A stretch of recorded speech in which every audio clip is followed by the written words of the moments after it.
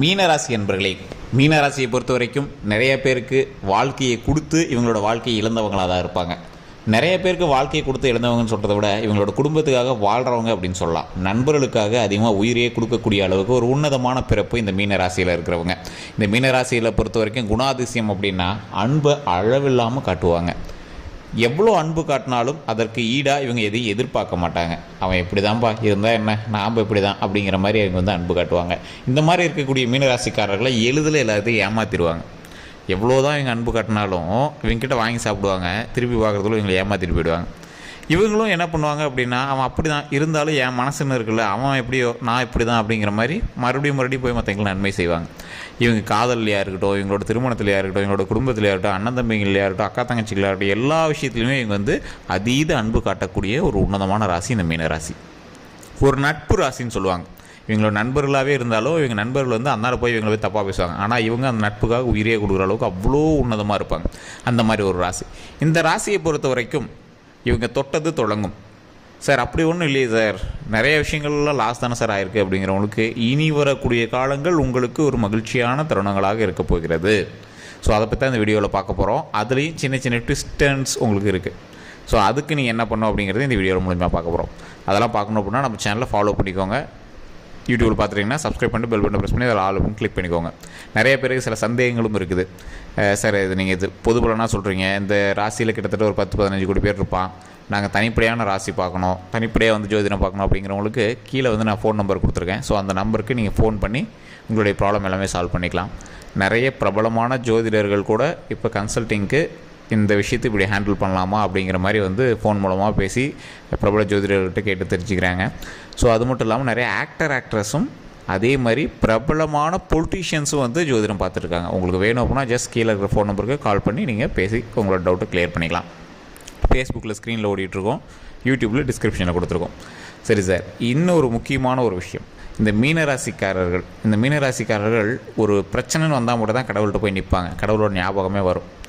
அதே மாதிரி இவங்க என்ன தான் மற்றவங்க நல்லது செஞ்சாலும் ஒரு சின்ன உறுத்தலை எங்களோட மைண்டில் எப்பயுமே இருக்கும். அவன் நல்லவனா கெட்டவனானே தெரியலையே, நாம் செய்கிறோமே, சரி செய்வோம், இவங்க மறுபடியும் திருப்பி செய்வானா செய்ய மாட்டானான்னு தெரியலையே, ஆனால் இவனுக்கு செய்கிறோமே, பரவாயில்ல செய்வோம் அப்படின்னு ஒரு சின்ன உறுத்தல் இருந்துகிட்டே தான் இருக்கும். இருந்தாலும் அவங்க நன்மை செய்கிறத விட மாட்டாங்க.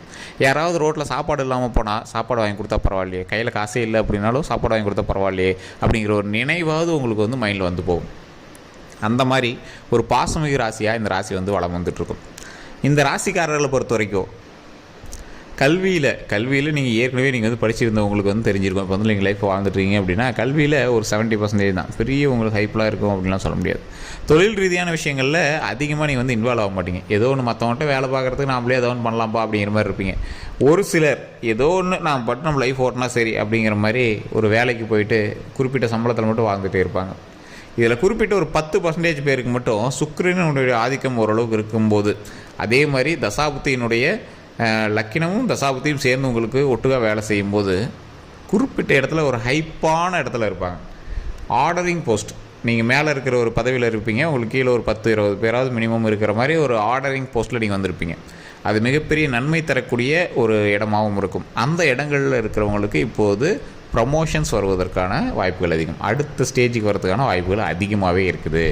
சரி, இல்லை சார் ஓரளவுக்கு நார்மல் வேலையாக தான் இருக்கும், இப்போ ஒரு தொழில் தான் பண்ணிகிட்ருக்கோம், உங்களுக்குமே அடுத்த ஸ்டேஜ், உங்களுக்கு அடுத்த ஸ்டேஜ்னால் என்ன, இப்போ நீங்கள் ஓரளவுக்கு ஒரு டீமில் ஒரு பர்சனாக இருக்கீங்க, டீம் லீடு அந்த மாதிரி வரதுக்கான வாய்ப்புகள் இருக்குது. தொழில் பண்ணிகிட்ருக்கீங்க, இன்னொரு பிரான்ச் தொழில் பண்ணிகிட்ருக்கீங்க, கடன் இருக்குது, அந்த கடனை அடைக்கிறீங்க, அந்த மாதிரி ஏதோ ஒரு மாற்றங்கள் வருவதற்கான ஒரு நேரமும் இருக்குது. அது மட்டும் இல்லாமல் சார் நிறைய பேர் சொல்கிறாங்க இப்போ இந்த ராசிக்கு தான் ரொம்ப கடினமான ஒரு நேரம் அப்படின்லாம் சொல்கிறாங்களே சார், எப்படி சார் நாங்கள் இதெல்லாம் நம்புறது அப்படின்னு கேட்குறவங்களுக்கு தெளிவாக புரிஞ்சுக்குவாங்க. உங்களுக்கு கடினமான நேரம் அப்படிங்கிறது தசாபுத்தியை பொறுத்து உங்களுக்கு மாறும். ஓவராலாக உங்களுக்கு கடினமான நேரம் தான். உங்களுக்கு ஒரு வேளை அடிச்சிருந்தால் லக்கு உங்களுக்கு ஃபஸ்ட்டே வேறு லெவலில் ஒரு அதிர்ஷ்டமான அடிச்சிருக்கோம். இப்போ ஒரு ஸ்டெப்பு தான் மேலே ஏறுறீங்க. அந்த ஸ்டெப்லேயுமே சின்ன சின்ன ட்விஸ்ட் அண்ட் டேர்ன்ஸ் இருக்குது. என்ன சார் ட்விஸ்ட் அண்ட் டேர்ன்ஸ்? இந்த மீனராசியை பொறுத்த வரைக்கும் நார்மலாகவே உங்களுக்கு கண் திருஷ்டி அதிகம் சார். இந்த கண் திருஷ்டி அதிகம் அப்படிங்கிறவங்க ஏற்கனவே உங்களுடைய வளர்ச்சியை பார்த்து பொறாமப்பட்டு உங்களோட கண் திருஷ்டி அதிகமாக இருக்கலாம். நீங்கள் செய்யக்கூடிய தொழிலை பொறுத்து உங்களுக்கு கண் திருஷ்டி அதிகமாக இருக்கலாம். என்ன பண்ணுறனே தெரியல சார், கடன் அதிகமாக வாங்கிட்டேன், லைஃபை எப்படி ஓட்ட போகிறனே தெரில அப்படிங்கிறவங்க நிறைய பேர் இருப்பீங்க. கல்வி சம்மந்தப்பட்டமான விஷயத்தில் நிறைய வளர்ச்சிகள் இருக்குது, நில சம்மந்தப்பட்டமான விஷயத்தில் நிறைய வளர்ச்சிகள் இருக்குது, தொழில் சம்மந்தப்பட்ட தொழிலில் நீங்கள் இன்வெஸ்ட்மெண்ட் வந்து கம்மியாக போட்டிருக்கிற தொழிலில் அதிகமான வளர்ச்சிகள் இருக்குது. அப்படிங்கிற பட்சத்தில் உங்களுக்கு இனிமேல் வந்து பேக் அடிக்கிற வாய்ப்புகள் கொஞ்சம் கம்மி தான் சார். இருந்தாலும் நீங்கள் வந்து 0க்கு போக மாட்டீங்க. ஒரு 70க்கு போகிறீங்கன்னா மறுபடியும் 50க்கு வந்துட்டு போவீங்க. ஒரு இன்கம் உங்களுக்கு மாதம் 70,000 வருது அப்படின்னா 50,000த்துக்கு வந்துட்டு போவீங்க. ஸோ அந்த மாதிரி ஒரு சின்ன இறக்கம், ஏற்ற இறக்கங்கள் இருக்கிற ஒரு லைஃப்பை தான் வந்து ஒரு குறிப்பிட்ட நாட்களுக்கு நீங்கள் வந்து வாழ நேரிடும். அதுவே நீங்கள் வந்து அடுத்த ஸ்டேஜ் போகிறவங்க அப்படின்னு சொல்லி பார்த்தீங்களா, 70,000 வாங்கிட்டு இருந்தோம் 90,000 தொட்டுட்டு வருவான். தொட்டுட்டு மறுபடியும் கீழே இறங்கிட்டு தான் மேலே ஏறுவீங்க. அது பெரிய இறக்கம்லாம் இருக்காது, ஆனால் அது உங்களுக்கு பெரிய வலியாகவும் இருக்காது, உங்களுக்கு அது குறிப்பிடத்தக்க ஒரு விஷயமாக கருதப்படும். அதே மாதிரி உடல் ஆரோக்கியத்தில் கவனம் ரொம்பவே தேவை. தூக்கமின்மையினால் அவதிப்படுறவங்களாக இருந்தீங்கன்னா தூக்கமின்மை வந்து அதை கொஞ்சம் சரி பண்ணிக்கோங்க. அதுக்கு தகுந்தாற் போல் உங்களை லைஃப் ஸ்டைல் மாடிஃபிகேஷன் பண்ணிக்கோங்க. அதே மாதிரி உடல் ரீதியாக எந்த ஒரு விஷயம் இருந்தாலும் உடனே டாக்டர் பார்த்துடணும். ஜோதிடத்தை நம்பிட்டு அதில் நல்லா இருக்குன்னு சொல்லிட்டாங்க, அதனால் நம்ம டாக்டர்லாம் பார்க்க தேவையில்ல அப்படின்லாம் இருக்கக்கூடாது. உடல் ரீதியாக எந்த ஒரு வேறுபாடுகள் தெரிந்தாலும் உடனடியாக டாக்டர் கன்சல்ட் பண்ணி அதை வந்து சரி பண்ணிக்கணும். அதே மாதிரி நீங்கள் ஏதாவது லாங் ட்ரைவ் போகிறீங்க, வாகனங்களில் இது பண்ணுறீங்க, வாகனங்களில் ரொம்ப ரொம்ப கவனம் தேவை. இந்த ராசியை பொறுத்த வரைக்கும் தற்போதைய நிலைமையில் உடல் ரீதியான ஒரு விஷயங்கள், வாகன ரீதியான விஷயங்களில் ரொம்ப கவனம் தேவை. தேவையில்லாத வம்பு வழக்குகளுக்கு நீங்கள் போகக்கூடாது. மற்றவனுக்கு ரெக்கமெண்ட் பண்ணுறேன், மற்றவனுக்கு சாதகமாக போய் பேசுகிறேன் அப்படிங்கிற இடத்துல நீங்கள் வந்து இன்வால்வே ஆகக்கூடாது. அதே மாதிரி உங்களோட பிரச்சனையிலே வந்து நீங்கள் தேவையில்லாமல் ஒருத்தர்கிட்ட போய் சண்டைக்கு நிற்கக்கூடாது. ஏன் அப்படின்னு கேட்டிங்கன்னா, இப்போ நீங்கள் ஜெயிக்கிற டைம் கிடையாது, வின் பண்ணுற டைம் கிடையாது, தப்பிக்கிற டைம்.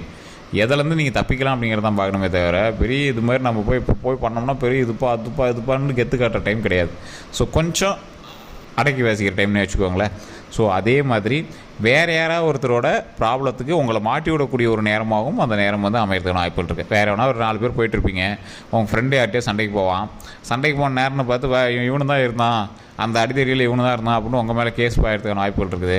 சொத்து பிரச்சனை இருந்திருக்கும், சொத்து பிரச்சனையில் அண்ணன் தம்பிங்கெல்லாம் இருந்திருப்பீங்க, அதில் உங்களோட பேரும் அந்த பட்டாவில் இருந்திருக்கும், அதுக்காக நீங்கள் கேஸ் கலையிற மாதிரி இருக்கும். ஸோ இந்த மாதிரி சின்ன சின்ன வேறுபாடுகள் மூலமாக தேவையில்லாத நீங்கள் எய்ம் பண்ணாத ஒரு பிரச்சனையை உங்களுக்கு தேவையில்லாமல் இது பண்ணுற மாதிரி இருக்கும். ஸோ அதெல்லாம் தப்பிக்கணும் அப்படின்னா ஓரளவுக்கு நீங்கள் மன அமைதியோடு செயல்பட வேண்டும். யோகா பண்ணுங்கள், மெடிடேஷன் பண்ணுங்கள், தேவையில்லாத இடத்துல கோவப்படாதீங்க.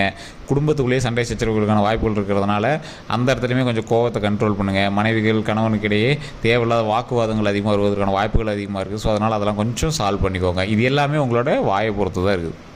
எல்லா இடத்துலையும் நீங்கள் அமைதியாக போனீங்க அப்படின்னா மிகப்பெரிய நன்மை காத்துட்ருக்குது. அதாவது கிரகம் வந்து உங்களை எதிர்த்து போரிடுது. அப்போ நீங்கள் என்ன பண்ணணும், அடங்கி போகணும். அந்த இடத்துல நீங்கள் அடங்கி போயிட்டீங்க அப்படின்னா ப்ராப்ளம் வராது. ஸோ இதுதான் வந்து மெயினான ஒரு விஷயம். இந்த மாதிரி டைமில் நீங்கள் வணங்க வேண்டிய தெய்வம் அப்படின்னு பார்த்தீங்கன்னா விநாயகர் தான். வலம்புரி விநாயகர்னு சொல்லுவாங்க. வலம்புரி அப்படின்னா வலது பக்கம் அதோட தும்பிக்கை வந்து இருக்கும். சில கோயில்களில் இடது பக்கம் இருக்கும், சில கோயில்களில் வலது பக்கம் இருக்கும். அந்த வலது பக்கம் இருக்கக்கூடிய விநாயகனுடைய புகைப்படம் மொபைலில் கூட நீங்கள் டெவலப் பண்ணி வச்சு வணங்குங்க. ஓம் வலம்புரி விநாயகரை போற்றி, ஓம் வலம்புரி விநாயகரை போற்றி, ஓம் வலம்புரி விநாயகரை போற்றி அப்படின்னு கமெண்ட் செக்ஷனில் 3 டைம் பதிவிட்டுட்டு ஃப்ரீ டைமில் வீட்டில் இருக்கும்போது அந்த விநாயகனுடைய புகைப்படத்தை பார்த்து வேண்டிட்டு உங்களுக்கு என்ன வேணுமோ அந்த விஷயத்தை அடுத்தது தெளிவாக சொல்லுங்கள். குழப்பமாக சொல்லக்கூடாது. இது வேணுமோ அது வேணுமான்னு தெரிலன்னு சொல்லக்கூடாது. இது வேணும் அப்படிங்கிறது தெளிவாக மைண்டில் ஃபிக்ஸ் பண்ணிவிட்டு இறைவன்ட்ட வணங்குங்க. இதுதான் வந்து உங்களுக்கு மிகப்பெரிய ஒரு பரிகாரம் அப்படியே சொல்லலாம். ஓம் வலம்புரி விநாயகரை போற்றி, ஓம் வலம்புரி விநாயகரை போற்றி, ஓம் வலம்புரி விநாயகரை போற்றி. என் பிரச்சனைகளை தீர்த்துவை, கடன் பிரச்சனையை தீர்த்துவை, உடல் ஆரோக்கியத்துக்கு நீண்ட ஆயுளை கொடு, என் வம்சத்தை வளர்த்தி கொடு, எந்த பிரச்சனையும் வராமல் என் வம்சத்தை வளர்த்தி கொடு.